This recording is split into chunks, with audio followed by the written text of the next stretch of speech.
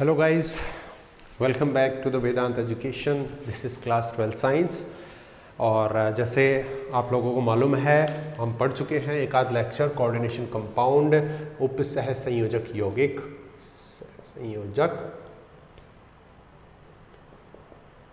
यौगिक। ठीक है, ये चैप्टर हम शुरू कर चुके हैं। इसमें हमने इंट्रोडक्शन की बात कर ली थी, वर्नर सिद्धांत की बात कर ली थी, और आपने पढ़ा होगा कि वर्नर सिद्धांत के अंदर हमने प्राथमिक और द्वितीयक संयोजकता की बात की थी। ठीक है, तो अब अपन इसका उपसह संयोजक यौगिक कोऑर्डिनेट कंपाउंड, कोऑर्डिनेशन कंपाउंड, या हम इसको लिखें कोऑर्डिनेट कंपाउंड, कोऑर्डिनेट कंपाउंड्स। तो इसको देखिए, कोऑर्डिनेशन केमिस्ट्री भी होती है, उपसह संयोजन रसायन।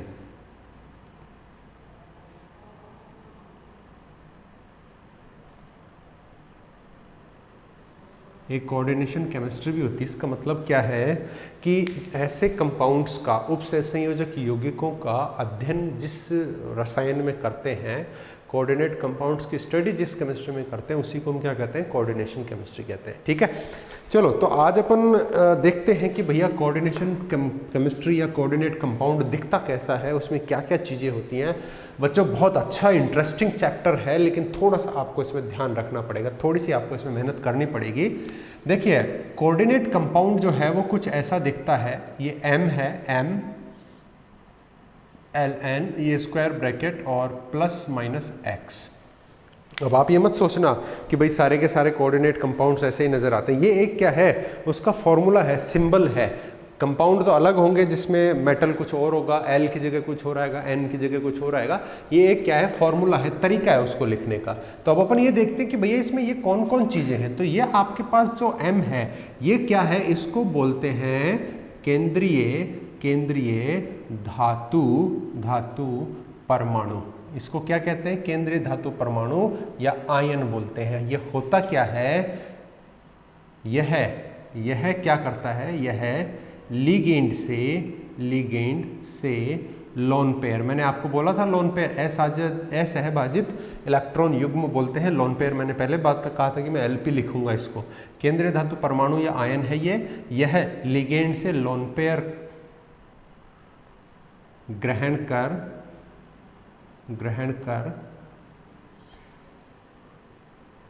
उप सहसंयोजक आबंध के द्वारा जुड़ता है। ठीक है, तो ये क्या करेगा, आपके पास में ये क्या है, केंद्रीय धातु परमाणु है। एग्जाम्पल कौन होते हैं, मुख्यतया ये कौन होते हैं, डी ब्लॉक की धातु। मेनली क्या होती हैं, केंद्रीय धातु परमाणु कौन होते हैं, डी ब्लॉक की धातुएं होती हैं। अपवाद स्वरूप आपके बोरॉन फैमिली में भी कुछ हो सकते हैं, जैसे एल्यूमिनियम बना सकता है कॉम्प्लेक्स है, उपसह संयोजक यौगिक, मैग्नीशियम बना सकता है। तो ये अपवाद स्वरूप होते हैं, लेकिन मेनली क्या होते हैं, डी ब्लॉक के धातुएं ही होती हैं। ठीक है, तो ये क्या करेगा, लिगेंड से लोन पेयर को ग्रहण करेगा। जैसे मैंने कहा कि भैया NH3 के पास क्या होता है, लोन पेयर होता है ये, और मैंने इसको आपको ये बता भी रखा है पिछली क्लास में, NH3 में ये लोन पेयर कहाँ पड़ा होता है। तो इस लोन पेयर को, असहभाजित इलेक्ट्रॉन युग्म को कौन ग्रहण करता है, ये M मेटल धातु ग्रहण करती है, और उससे जो आबंध बनता है उसको कौन सा बोलते हैं, उपसह संयोजक बोलते हैं ना। इसी को हमने क्या बोला हुआ है, डेटिव भी तो बोला हुआ है, डेटिव बॉन्ड भी तो बोलते हैं इसको। ठीक है, ये आबंध का निर्माण होता है। ठीक है,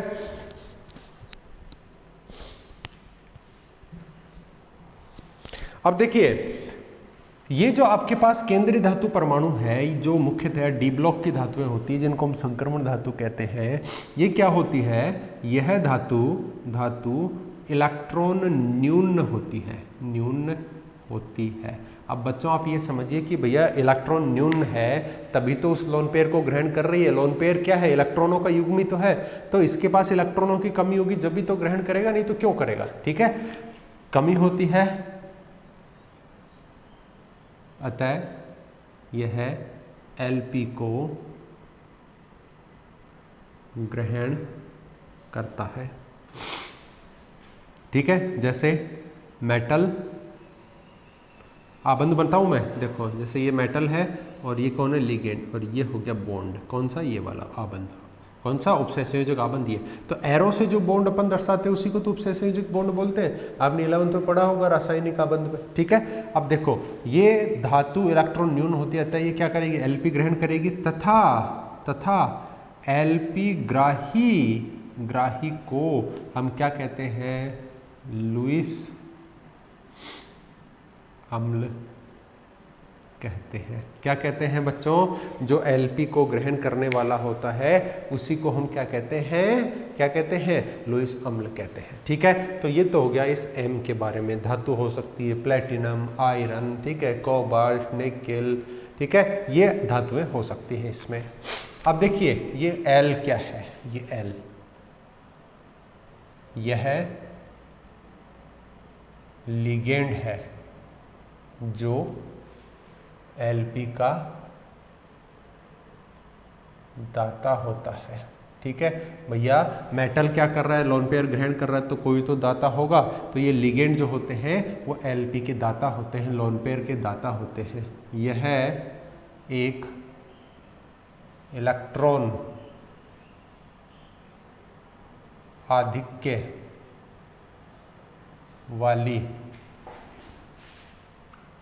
वाला समूह है। अतः एलपी दान करता है, ठीक है। ज्यादा होंगे जब भी तो दान करेगा, कम होंगे तो क्यों करेगा? और एलपी के दाता, अरे इसको क्या हो गया? एलपी के दाता समूह को, देखो ग्राही को हमने लुईस अम्ल बोला था धातु को, तो ये क्या है? दाता। तो ये क्या हो जाएगा? लुईस क्षार कहते हैं, ठीक है। क्या बच्चों समझ में आ रही है क्या बात? ठीक है। तो ये हो गया आपके पास लिगेंड, और ये क्या करेगा? लोन पेयर किसको देगा? धातु को, और उनके बीच में क्या बनेगा? उपसह संयोजक बंध बनेगा जो ऐसा दिखता है एरो से, ठीक है। ये एन क्या है? एन क्या है? ये है एन जो है वो क्या है? लिगेंडों की संख्या। क्या है? लिगेंडों की संख्या। और ये जो प्लस माइनस है वो क्या है? ये जो आपके पास संकुल है ना भाई, संकुल यौगिक हम पढ़ रहे हैं, कोऑर्डिनेट कंपाउंड पढ़ रहे हैं, कॉम्प्लेक्स कंपाउंड पढ़ रहे हैं, तो ये है वो संकुल। और इस संकुल पे आवेश कैसा रहेगा? वो है ये प्लस माइनस। तो संकुल का आवेश कुछ भी हो सकता है बच्चों, प्लस भी हो सकता है, माइनस भी हो सकता है, और जीरो भी हो सकता है, उदासीन संकुल भी हो सकता है, ठीक है। तो ये है एक जनरल तरीका है आपके पास कोऑर्डिनेट या कॉम्प्लेक्स कंपाउंड को उपसह संयोजक यौगिक को लिखने का, ठीक है। अब देखो इसमें कई सारी बातें हैं, बहुत सारी इंपॉर्टेंट बातें हैं, उनके बारे में हम बात करते हैं। देखो इसको बोलते हैं उपसह संयोजक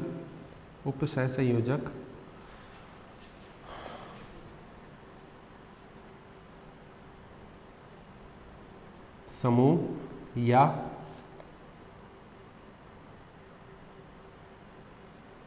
इसी को आप क्या कह सकते हैं? उपसह संयोजन समूह बोल सकते हैं, या इसी को आप क्या बोलते हैं? समन्वय मंडल भी बोल सकते हैं, समन्वय मंडल भी कह सकते हैं, ठीक है।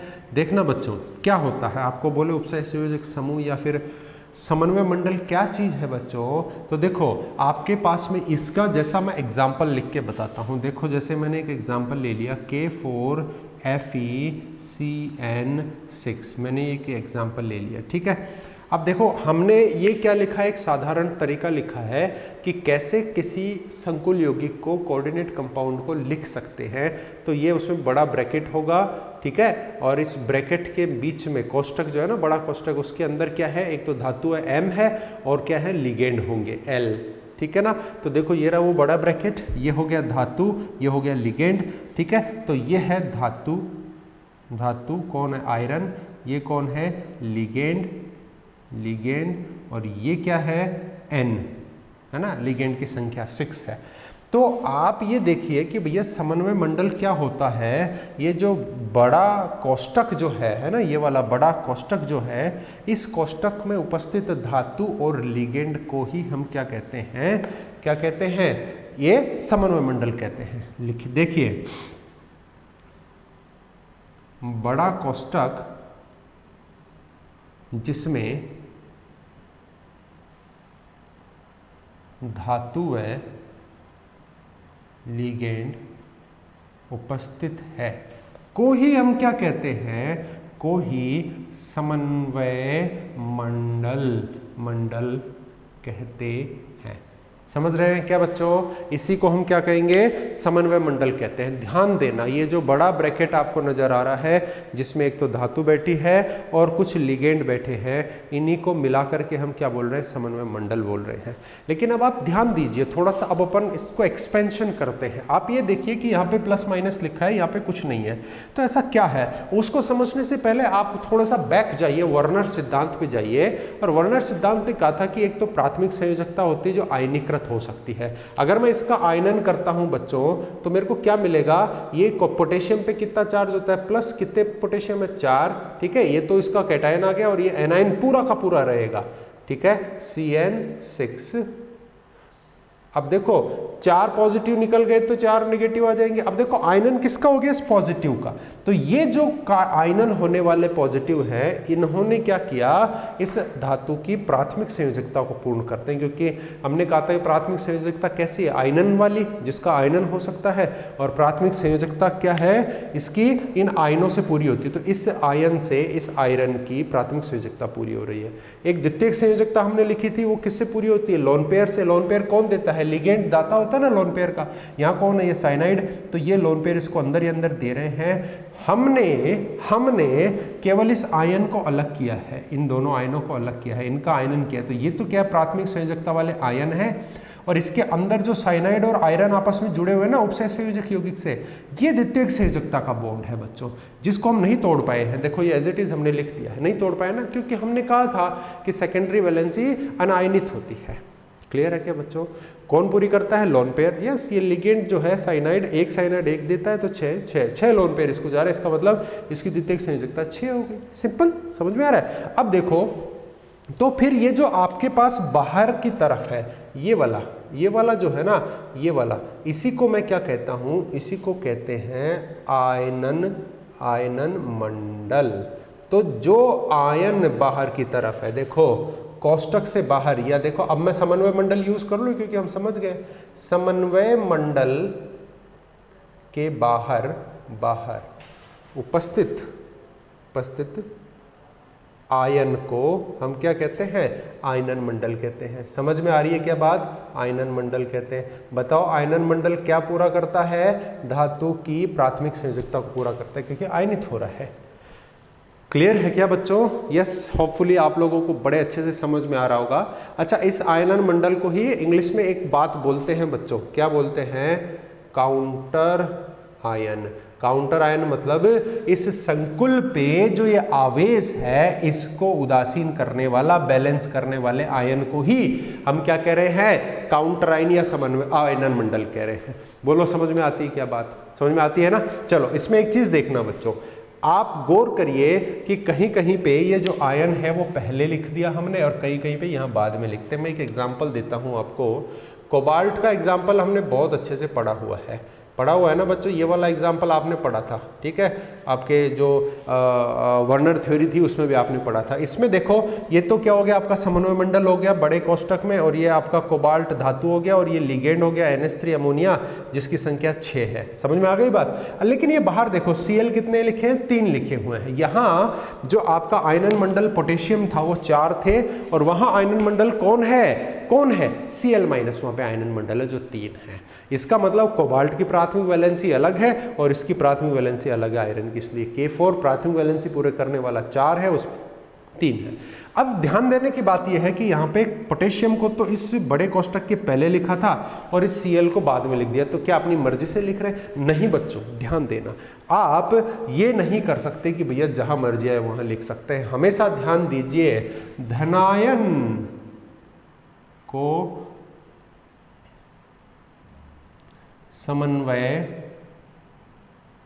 मंडल के पहले व ऋणायन को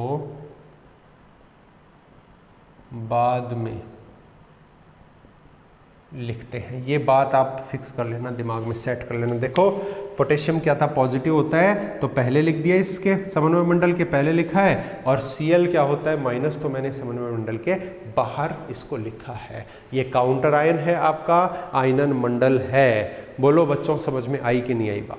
ठीक है ना, दोनों के दोनों, चाहे नेगेटिव वाला हो चाहे पॉजिटिव वाला आयनन मंडल काउंटर आयन हो, वो आपके यौगिक का, इस कॉम्प्लेक्स की प्राथमिक संयोजकता, इसमें उपस्थित धातु की प्राथमिक संयोजकता को पूर्ण करने का काम करता है। बोलो समझ में आ गया? समन्वय मंडल हो गया, आयनन मंडल हो गया, काउंटर आयन, पॉजिटिव नेगेटिव धातु, लिगेंड, लिगेंडों की संख्या। ठीक है, अब एक एक करके अपन इसमें से कुछ और हमारे पास टर्म्स है, उनको हम समझने की कोशिश करते हैं। ठीक है, देखिए बच्चों,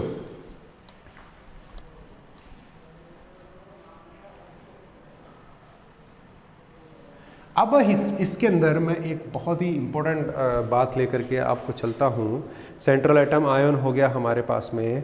अब मैं एक कोऑर्डिनेशन नंबर वर्ड पे चलता हूँ। कोऑर्डिनेशन नंबर, इसको बोलते हैं समन्वय संख्या। समन्वय संख्या या उपसह संयोजन संख्या बोल दो, चलो इसको उपसह संयोजन संख्या। क्या लिखते हैं इसको? कोऑर्डिनेशन नंबर, उपसह संयोजन संख्या। बच्चों आपको एग्जाम्पल देके पूछेगा कि फलाने फलाने एग्जाम्पल में समन्वय संख्या कितनी है। ठीक है, देखो क्या है लफड़ा, क्या है इसका। समन्वय संख्या जो है वो क्या होती है, मैं पहले एग्जाम्पल देता हूँ, आपको समन्वय संख्या बताता हूँ, और फिर मैं समझाता हूँ कि समन्वय संख्या किसको बोलते हैं। ये एग्जाम्पल हो गया। आप देखिए कि साइनाइड जो है वो कितने लोन पेयर दे सकता है? केवल एक लोन पेयर दे सकता है, क्योंकि उसको कैसे लिखते हैं? Cn-, तो ये है इसका लोन पेयर। एग्जैक्टली ये इसका चार्ज आवेश है, लेकिन यहाँ से एक तो ये आवेश दूसरे का इलेक्ट्रॉन, एक लास्ट बाह्य कोश का अपना इलेक्ट्रॉन, दोनों मिला करके एक लोन पेयर पूरा का पूरा केंद्रीय धातु को दे देता है। तो एक Cn कितने इलेक्ट्रॉन दे रहा है, सॉरी कितने युग्म दे रहा है, लोन पेयर कितने दे रहा है? एक ही दे रहा है। तो टोटल कितने हमारे पास? 6। ठीक है, तो देखो प्रत्येक Cn- लिगेंड एक Lp देता है, अतः कुल Lp बराबर 6 उपसह संयोजन संख्या है। समझ में आई क्या बात? तो यहां पे जितने लोन पेयर हमने दिए वही इसकी उपसह संयोजन संख्या लिख दी। अच्छा ऐसी बात है तो फिर इसकी डेफिनेशन तो ये होनी चाहिए कि केंद्रीय धातु परमाणु द्वारा ग्रहण किए गए कुल Lp की संख्या, लोन पेयर की संख्या क्या है? उसकी उपसह संयोजन संख्या है। क्या बात आपको समझ में आ रही है क्या बच्चों? समझ में आ रही है क्या? ठीक है ना। अब देखो बच्चों, अब आपको एक चीज का डाउट लग सकता है, यहाँ पे एक चीज का डाउट लग सकता है कि सर क्या लिगेंड की संख्या को ही हम क्या कहते हैं? उपसह संयोजन संख्या कहते हैं क्या? नहीं बच्चों, ऐसी गलती मत करना। क्यों? क्योंकि लिगेंड की जो संख्या है वो यहाँ पे तो उपसह संयोजन संख्या के बराबर आ रही है, तब तक तो ठीक है। इस वाले एग्जाम्पल में आपने 6 लिगेंड देखे और बोल दिया कि भैया इसकी उपसह संयोजन संख्या 6 है, तब तक तो ठीक है। लेकिन अगर एग्जाम्पल बदल जाता है तो आप फंस जाओगे, गलत हो जाएगा। जैसे मैंने कोबाल्ट का ही एग्जाम्पल ले लिया, ये वाला। ठीक है, देखो बच्चों यहाँ पे ध्यान से, En क्या है? En क्या है? ये होता है एथाइलिन डाइएमीन। ठीक है ना। लिखते कैसे हैं इसको?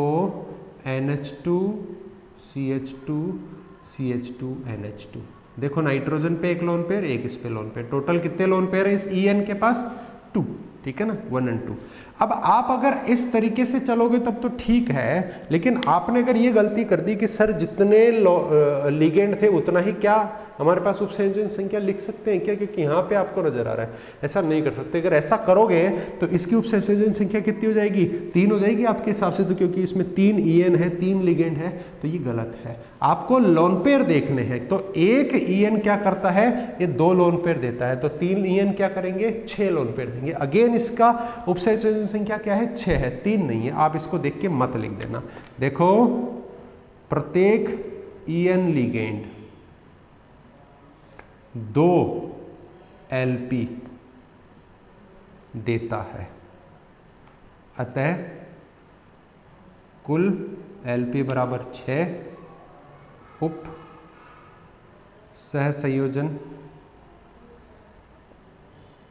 संख्या बराबर 6। समझ में आई बात? तो आपको लोन पेयर गिनना है। अब बच्चों देखो, कहीं कहीं पे आपको एक डेफिनेशन और मिलती है, ठीक है, उप सहसंयोजन संख्या की।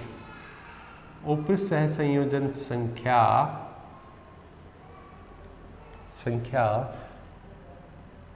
एक दंतुक लिगेंड की संख्या के बराबर होती है, और फॉर्मूला देता है ये लिगेंड की संख्या गुणा दंतुकता। ये दंतुकता पे हम आगे डिटेल में बात करेंगे बच्चों। मतलब इसने क्या कहा कि उपसंयोजन संख्या क्या है, उस कॉम्प्लेक्स में एक दंतुक लिगेंड की संख्या ही क्या है, उसकी उपसंयोजन संख्या है। अब आप ये देखिए कि भाई ये क्या कहना चाह रहा है। एक दंतुक लिगेंड का मतलब क्या है, ऐसा लिगेंड जो एक बार में एक ही लोन पेयर दे सकता है उसको एक दंतुक लिगेंड बोलते हैं बच्चों। क्या बोलते हैं उसको? एक दंतुक लिगेंड बोलते हैं। तो साइनाइड तो एक ही लोन पेयर दे रहा था, ये एक दंतुक है, लेकिन ये क्या हो गया, EN क्या हो गया, द्विदंतुक हो गया, 2 लोन पेयर दे पा रहा है, ठीक है। तो आप इसके अंदर ये बात लगाते हैं तब तो ये एक दंतुक है, 6 लिगेंड है, 6 ही इसकी उपसंयोजन संख्या हो गई। लेकिन इसको अगर इस पे फिट बैठाएंगे तो 3 लिगेंड है, 3 नहीं होगी, इसकी उपसंयोजन संख्या क्या हो गई, 6 है। तो आपको एक दंतुक पहचानना पड़ेगा, ये तो द्विदंतुक है, फिर आप फंस जाओगे इस डेफिनेशन में, इसलिए मेरी वाले डेफिनेशन रखो, ठीक है। और फिर भी ये लगानी है आपको, तो ये फॉर्मूला मैंने इसमें बना दिया। लिगेंड की संख्या क्या है, इसमें 3 है, गुणा दंतुकता, कितने दांत है इसके, 2, एक दांत यहाँ है और एक दांत यहाँ है, तो 2 है ना, इंटू 2 = 6। इस पे भी मैंने इसको फिट बिठा दिया है, ठीक है। तो आपको ये 2 टाइप की डेफिनेशंस यहाँ पे देखने को मिलती है। ये होती है उप सहसंयोजन संख्या। किसके लिए है ये, इस एग्जाम्पल के लिए, ठीक है बच्चों। चलिए आप इसको नोट डाउन कीजिए, हम आगे बढ़ते हैं, नेक्स्ट पॉइंट के ऊपर बढ़ते हैं, ठीक है। ठीक है बच्चों, तो अब अपन नेक्स्ट पॉइंट की तरफ चलते हैं। नेक्स्ट क्या चीज़ अपने को सीखनी चाहिए। अब देखिए, जैसे अभी अपन ने क्या समझा, कोऑर्डिनेशन नंबर समझा, हमने कोऑर्डिनेशन स्फीयर और आयोनिक स्फीयर की बात कर ली है। अब अपन बात करेंगे कोऑर्डिनेशन पॉलीहेड्रा की बात करते हैं। देखो बच्चों, बहुत इंपॉर्टेंट पॉइंट है, कोऑर्डिनेशन पॉलीहेड्रा, ठीक है। ये क्या चीज़ है, इसको बोलते हैं उप सहसंयोजन या बहुफलन, ठीक है। इसका मतलब क्या है बच्चों, क्या चीज़ है ये? तो देखो, आप थोड़ा सा इसको आप समझने की कोशिश करें, उप सहसंयोजन बहुफलन को समझने की कोशिश करें। मैं एक एग्जाम्पल लिखता हूँ। सबसे पहले मैंने ये एग्जाम्पल लिखा, ये लीजिए, ये मैंने एग्जाम्पल लिखा है ना, कोबाल्ट है और 6 लिगेंड है, और ये काउंटर आयन कितने हैं, 3 नेगेटिव वाले, इसलिए बाद में लिखा है, ठीक है। अगर आपको कहे कि भैया इसका स्ट्रक्चर बताइए, स्ट्रक्चर क्या होगा, स्ट्रक्चर बना करके मुझे समझाओ, आपको ऐसे बोला जाए, तो मैं क्या करूँगा, कोबाल्ट जो है केंद्रीय परमाणु ये है, इसका स्ट्रक्चर, क्योंकि यहाँ पे कौन से बॉन्ड बनते हैं बच्चों, उपसहसंयोजक आबंध बनते हैं ना, डेटिव बॉन्ड बनते हैं। तो डेटिव बॉन्ड बनते हैं तो वो तो एरो से ही बनते हैं ना, इसलिए मैंने ये एरो लगाए हैं। समझ में आ रही होगी बच्चों आपके। तो मैं इस कंपाउंड का फॉर्मूला बना रहा हूँ, ओके। देखो जरा, इसका फॉर्मूला ये है, और इनको मैच कर दो, एक तल में है ना, इनको मैच कर दो। इस स्ट्रक्चर को बोलते हैं अष्टफलकीय, अष्टफलकीय संरचना, ठीक है। क्या बोलेंगे इसको, अष्टफलकीय संरचना बोलेंगे। तो इसका आशय क्या है, हम क्या बोलना चाहते हैं उपसहसंयोजन बहुफलन में, कि भाई ये जो कोबाल्ट से NH3 था वो ऐसे ही क्यों नहीं लटक गए, 1 2 3 4 5 और ये 6 ऐसे लगा दो ना, NH3 है, ऐसे क्यों लगाया है, उसका क्या लॉजिक है। तो बच्चों, जैसे मैं आपको एक एग्जांपल देता हूँ। देखो, अगर मान लीजिए ये मैंने एक कील लगाई, उस पर एक धागे से मैंने यहाँ पे और यहाँ पे क्या बांध दिए, मैग्नेट बांध दिए है, चुंबक बांध दी, उसका n सिरा है और इधर भी n सिरा है, तो चुंबक के n सिरे आपस में प्रतिकर्षित होते हैं। प्रतिकर्षित होंगे तो ये क्या होंगे, एक अधिकतम दूरी पे जाकर के रुक जाएंगे, ऐसा ही होगा। और इसका शेप क्या बन गया, देखो उल्टा V बन गया ना। अगर इनमें प्रतिकर्षण नहीं होता तो एक के ऊपर एक पड़ी रहती, कोई शेप थोड़ी बनता, कोई आकार आकृति थोड़ी बनती, नहीं बनती ना। तो अगर, अच्छा दूसरी बात ये कि इनको आप कहीं फंसा दो, इन चुंबकों को फंसा दो, फिर दूर भाग पाएंगे नहीं, इनको हवा में लटकाओगे तभी दूर भाग पाएंगे। ऐसा ही सेम इसके लिए होता है। ये जितने भी, देखिए किसी भी यौगिक में जितने भी उसमें कॉन्स्टिट्यूएंट पार्टिकल्स होते हैं, कोई भी ग्रुप जो उस पर लगा हुआ होता है, उनके बीच में प्रतिकर्षण होता है। तो यहाँ लिगेंड में आपस में क्या होगा, प्रतिकर्षण होगा। और वो क्योंकि कोई भी यौगिक की 3D स्ट्रक्चर होती है, कैसी होती है, त्रिविमीय संरचना होती है, उसमें आकाशीय व्यवस्था होती है, वो फ्री है, इधर उधर ये जुड़ा हुआ है ना, तो ऐसे घूमने के लिए फ्री है, ऐसे घूमने के लिए। ये क्या है, लिगेंड, ये केंद्रीय धातु परमाणु। तो ये क्या करेगा, यहाँ जो लिगेंड है उससे दूर जाने की कोशिश करेगा ताकि इनका प्रतिकर्षण कम रहे, इनमें लड़ाई ना हो, ये बात है ना। अब 6 जने हैं, 6 जनों ने अधिकतम दूरी और न्यूनतम प्रतिकर्षण पे जाने के बाद कैसी संरचना बना ली, अष्टफलकीय संरचना बना ली। इसी को हम क्या बोलते हैं, बहुफलक बोलते हैं। ठीक है, तो देखो लिगेंडों में प्रतिकर्षण होने के कारण, लिगेंडों में प्रतिकर्षण होने के कारण वे आकाशीय व्यवस्था मतलब त्रिविम में अधिकतम दूरी व न्यूनतम प्रतिकर्षण पर स्थापित हो जाते हैं। ठीक है, इससे बनने वाली संरचना को ही बहुफलन कहते हैं। क्या कहते हैं, बहुफलन कहते हैं। समझ में आ गई क्या बात बच्चों। तो ये जो लिगेंड हैं वो अधिकतम दूरी पे जाने की कोशिश कर रहे हैं ताकि उनमें लड़ाई ना हो, और इससे जो फलस्वरूप जो आपके सामने स्ट्रक्चर बन रहा है उसी को बहुफलन कहते हैं। तो अब अगर 6 लिगेंड आ रहे हैं तो वो 6 लिगेंड कैसी स्ट्रक्चर बना रहे हैं, अष्टफलकीय संरचना बना रहे हैं, वो आपके सामने है, आप उसको देख पा रहे होंगे। ठीक है, तो देखो आपके पास इस सिलेबस में जो आपका 12th के उपसंयोजन यौगिक है, इसमें आपको 4 लिगेंड, 5 लिगेंड, 6 लिगेंड ऐसे कंपाउंड आपको देखने को मिलेंगे। और अगर आपने जैसे 6 लिगेंड अगर हैं और ऐसी संरचना बन रही है तो 4 लिगेंड के साथ कैसी संरचना बनेगी, 5 के साथ कैसी संरचना बनेगी, तो आप देखना चाहेंगे उसको। 4 के साथ संरचना कैसी बनती है, ये केंद्रीय परमाणु हो गया, ये लिगेंड हो गया, ये लिगेंड हो गया, ये तो क्या हो गया, एक ही तल के लिगेंड है ना। और ये वाला एक लिगेंड क्या हो गया, ये तल के अंदर की तरफ हो गया, और ये वाला लिगेंड क्या हो गया, तल के बाहर की तरफ हो गया। बताओ ये संरचना देखी देखी लग रही है क्या, कैसी है, चतुष्फलकीय है। समझ में आ रही है बात, चतुष्फलकीय ऐसा होता है। अच्छा 4 ही लिगेंड हो लेकिन संरचना ऐसी बन जाए, कुछ ऐसी संरचना बन जाए, देखो जरा, दिस इज लिगेंड। ठीक है, और इसको हम क्या बोलते हैं, चतुष्फलकीय समतलीय या समतलीय चतुष्फलक, या वर्ग लिख दो ना, चतुष्फलक लिखना ही नहीं है, वर्ग समतलीय संरचना हो गई है। क्योंकि देखो स्क्वायर बन गया, एक वर्ग बन गया और एक ही तल में है। ये जो चारों लिगेंड है ना, ये धातु है 1, 2, 3 और चारों लिगेंड क्या है, एक ही तल में है। ये 4 लिगेंड इसमें है, 4 इसमें, तो कौन सी संरचना बनेगी वो डिपेंड करता है आपके एग्जाम्पल पे, उसमें क्या संकरण क्या है, हाइब्रिडाइजेशन क्या है, उस पर डिपेंड करेगा, है ना। समझ में आ रहा है। तो एक पॉलीहेड्रा ये हो गया, एक ये हो गया, एक ये हो गया, 5 अगर हो गए तो देखो क्या हो सकता है,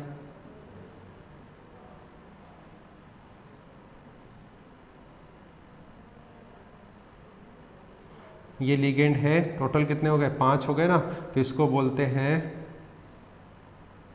त्रिकोणीय, ट्रायगोनल बाइपिरामिडल, द्विपिरामिडीय। ठीक है, त्रिकोणीय द्विपिरामिडीय। तो ऐसे करके बच्चों आपके सामने ये मैंने क्या बनाए हैं, अलग अलग पॉलीहेड्रा बहुफलन बनाए हैं। तो उनमें इन लिगेंडों में जो प्रतिकर्षण है उसकी वजह से जो संरचना बन रही है ना बच्चों, इसी को हम क्या बोलते हैं, बहुफलन बोलते हैं। बोलो समझ में आया? बहुत अच्छे से, है ना, सिंपली बहुत आराम से समझना इन चीजों को, ठीक है।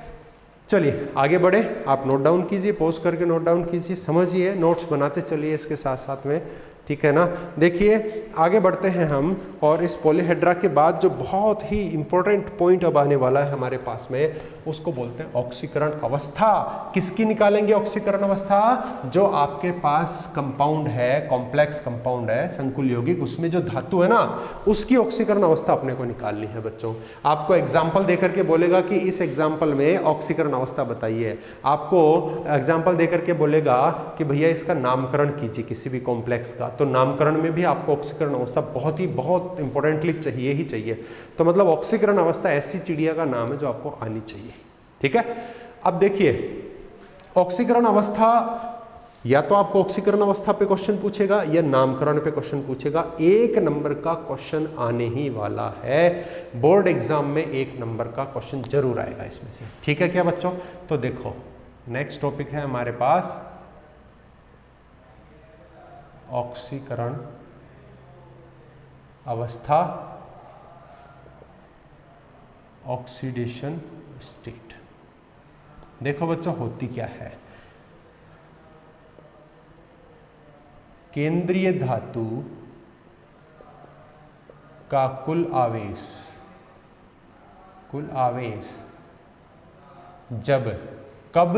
जब सभी लिगेंड व उनके आवेश को हटा दें, तब उसे ऑक्सीकरण अवस्था कहते हैं।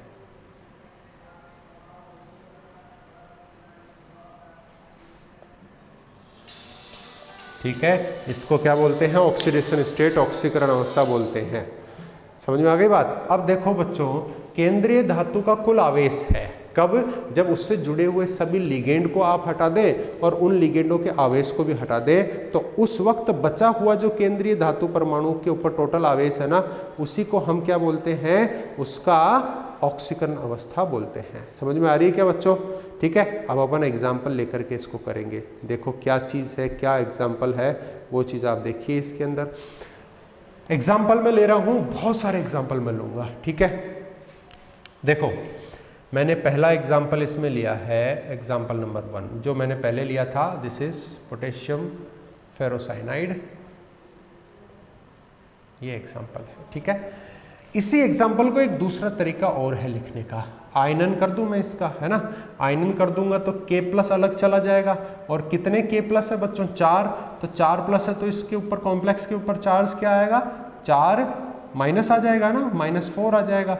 तो मैंने जैसे ही इसका आयनन किया और K+ चला गया, तो उसके बाद हमारे पास ये बचेगा, चाहे तो ये ऐसे आए चाहे ऐसे आए, दोनों एक ही बात है, बस नाम अलग अलग होगा लेकिन ऑक्सीकरण अवस्था सेम आएगी। नाम अलग होगा बच्चों, ध्यान रखना, ठीक है। अब देखो इसके अंदर आप अगर ऑक्सीकरण अवस्था निकालते हैं तो इसमें क्या काउंटर आयन प्रेजेंट है ना, है आयनन मंडल, ये देखो बैठा है यहाँ पे नहीं है। तो ये दोनों के दो अलग अलग तरीके हैं, आंसर एक ही आएगा लेकिन तरीके अलग अलग हैं। तो अब हमें क्या पहचानना है कि भैया पहले वाले के अंदर क्या ऑक्सीकरण अवस्था है। तो जब भी ध्यान देना बच्चों, जो भी आपके सामने नजर आ रहा है सबकी आवेश को जोड़ दो। क्या करना है, सबके आवेश को जोड़ना है, इसमें भी और इसमें भी, समझ रहे हो। लोती जोड़ देते हैं। पोटेशियम पे क्या होता है, +1, कितने पोटेशियम है, 4, ये लो, प्लस आयरन का कितना, अरे भैया ये तो पता करना है ना, X रख लेते हैं।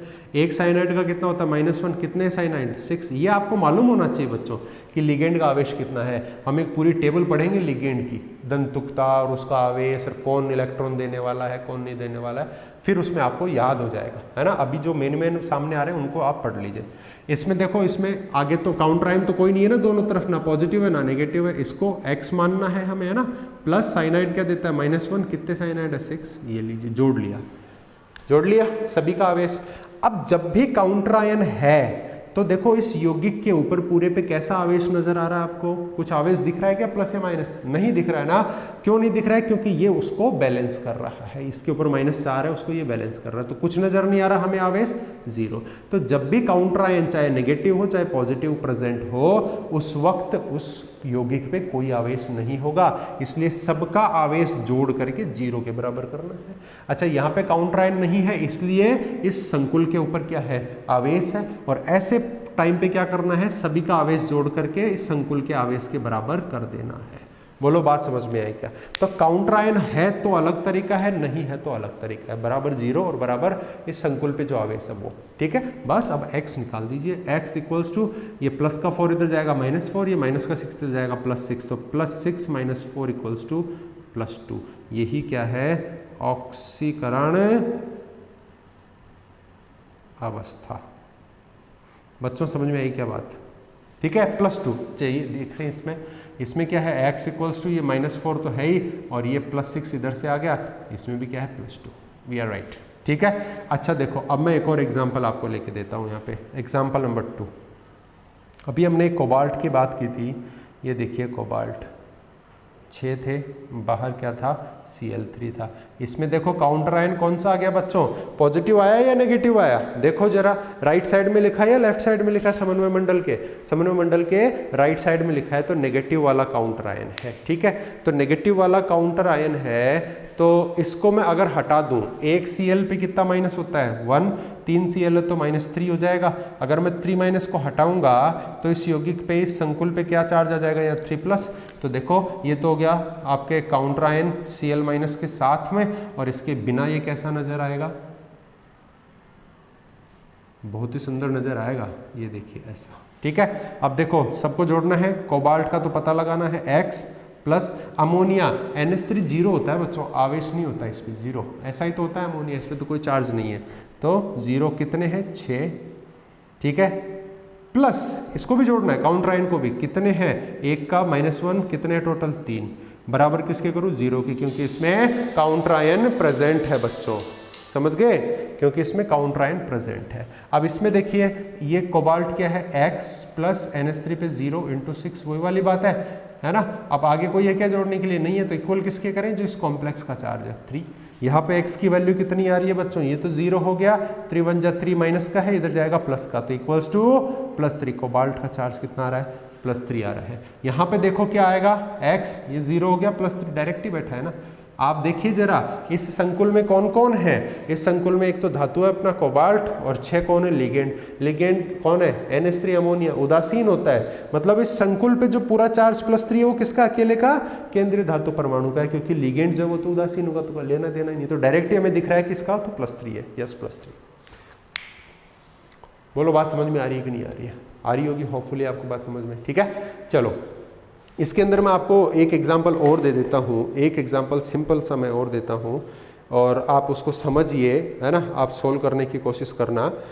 देखिए एक एग्जाम्पल नंबर 3, थर्ड एग्जाम्पल देखिए, K प्लैटिनम Cl3 NH3। हाँ, ये देखो, ये Cl पे मैंने ऐसे किया है। ठीक है, अब देखो इसमें समन्वय मंडल जो है उसमें क्या क्या है? प्लैटिनम धातु है, Cl3 Cl लिगेंड है, और एक NH3 लिगेंड है, और ये क्या है? आपका काउंटर आयन है। ठीक है, अच्छा इसकी आयनन अवस्था देखो, K+1 को मैं हटा दूंगा तो -1 आ जाएगा ना इस कॉम्प्लेक्स के ऊपर बच्चों, है ना? समझ रहे हैं ये बात आप? देखो बहुत सिंपल, -1 है ना। अब देखो इसमें जोड़ दूं मैं सबको, पोटेशियम पे +1 प्लस प्लेटिनम का x प्लस Cl का क्या होता है? -1, कितने Cl है? 3 से गुणा कर दिया, प्लस अमोनिया का कितना होता है? 0, है ना। इसमें जोड़ो, प्लेटिनम को मान लिया x प्लस Cl का -1 इंटू 3 है तो 3 से गुणा किया, प्लस अमोनिया का 0 इक्वल्स टू, अब यहाँ पे इक्वल किसके करना है? 0 के, क्योंकि काउंटर आयन है, उदासीन यौगिक है, ये कॉम्प्लेक्स -1 है तो मैंने -1 के बराबर कर दिया। आप देखिए x इक्वल्स टू क्या होगा? -3, तो इधर आ जाएगा तो क्या हो जाएगा? +3, और ये +1 इधर आएगा तो -1, तो +3 -1 इक्वल्स टू +2। तो यहाँ पे x की वैल्यू क्या आ गई? प्लेटिनम की ऑक्सीकरण अवस्था क्या आ गई? +2। इधर देखिए -3, इधर जाएगा +3, और ये इधर क्या बैठा है पहले से? -1, तो x की वैल्यू क्या आ गई? +2। सेम आ रही है दोनों में, क्योंकि ये तो सेम है। ठीक है क्या? अब होपफुली आपको ये बात समझ में आ गई होगी, मैं ये उम्मीद कर सकता हूँ आप लोगों से। ठीक है क्या बच्चों, बहुत अच्छे से समझ में आ गया है। ठीक है, तो ये ऑक्सीकरण अवस्था आगे चल के जब अपन लिगेंड पढ़ेंगे ना बच्चों, तब आपको लिगेंड के प्रकार और जब नामकरण पढ़ेंगे तब फिर से आपको मैं ऑक्सीकरण अवस्था के बहुत सारे एग्जाम्पल, जब नाम लिखने शुरू करेंगे ना तो हम ऑक्सीकरण अवस्था निकालेंगे पहले। ठीक है, तो फिर से अपनी प्रैक्टिस हो जाएगी। अब इसमें लास्ट टॉपिक देख लो इस आज के लेक्चर का, फिर नेक्स्ट लेक्चर में बढ़ाएंगे आगे। ठीक है, देखो संकुल के प्रकार। देखो लिगेंड के आधार पे संकुल दो प्रकार का होता है, एक होमोलैप्टिक और एक क्या होता है हेट्रोलैप्टिक, जिसको हम क्या कह सकते हैं, वैसे देखो हिंदी का टर्म ऐसा ही होता है इसका, होमोलैप्टिक संकुल,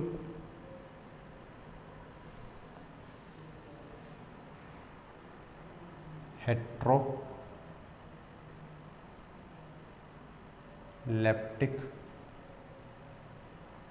संकुल। ठीक है,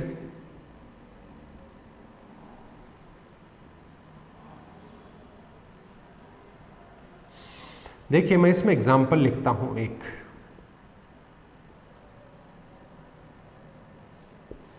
इसमें भी मैं एग्जाम्पल लिखता हूं हेटेरोलैप्टिक कॉम्प्लेक्स कोबाल्ट NaC। ये एग्जाम्पल आपने देखे हैं बच्चों, कहाँ देखे हैं, वर्नर सिद्धांत में देखा था, याद है आपको वर्नर सिद्धांत के अंदर। अब देखो इसके अंदर क्या है, सभी लिगेंड एक जैसे हैं, कितने लिगेंड है इसमें 6, ये आपका धातु, और अमोनिया क्या है इसमें लिगेंड कितने हैं 6 हैं, इसमें भी लिगेंड 6 है, 5 अमोनिया और 1 Cl है ना, कॉम्प्लेक्स के अंदर लिगेंड है सब, एक धातु को छोड़ के। तो यहाँ पे देखो सभी एक जैसे हैं, जब, या फिर मैं ऐसे लिखूं, यहाँ सभी लिगेंड एक समान होते हैं। ठीक है, एक जैसे है ना सारे लिगेंड, देखो 6 लिगेंड है, 6 के 6 एक जैसे हैं, तो उसको हम क्या बोलते हैं, होमोलैप्टिक संकुल कहते हैं। और जब लिगेंड एक से अधिक प्रकार के हो तो उसे हेट्रोलैप्टिक कॉम्प्लेक्स कहते हैं। समझ में आ रही बात? तो कोई भी कॉम्प्लेक्स जिसमें एक ही प्रकार का लिगेंड हो तो उसको हम क्या बोलते हैं, होमोलैप्टिक बोलते हैं। और अगर उस संकुल में एक से ज्यादा प्रकार के लिगेंड हो, ठीक है, तो उसको हम क्या बोलते हैं, हेट्रोलैप्टिक बोलते हैं। देखो ये होमोलैप्टिक है, ये होमोलैप्टिक है, ये हेट्रोलैप्टिक है, क्योंकि इसमें देखो Cl और NH3 दो टाइप के आ गए। ठीक है, सो यहाँ पर हम इस लेक्चर को खत्म करते हैं। उम्मीद करता हूँ कि आप लोगों को बहुत अच्छे से समझ में आ रहा है। बहुत बहुत धन्यवाद, thank you very much. We will meet again in the next lecture, और उम्मीद करते हैं कि बहुत जल्दी आपसे ऑफलाइन बात होगी, क्लास में मिलेंगे हम। वी आर वेटिंग एंड काफ़ी अच्छा उम्मीद कर रहे हैं कि हम मिलेंगे जल्दी ऑफलाइन क्लास में। ठीक है बच्चों, नेक्स्ट लेक्चर पे हम लिगेंड्स के ऊपर बात करेंगे कि क्या क्या टाइप्स होते हैं, क्या नामकरण होता है। ठीक है, thank you very much, till next lecture we will meet again, thank you very much, bye.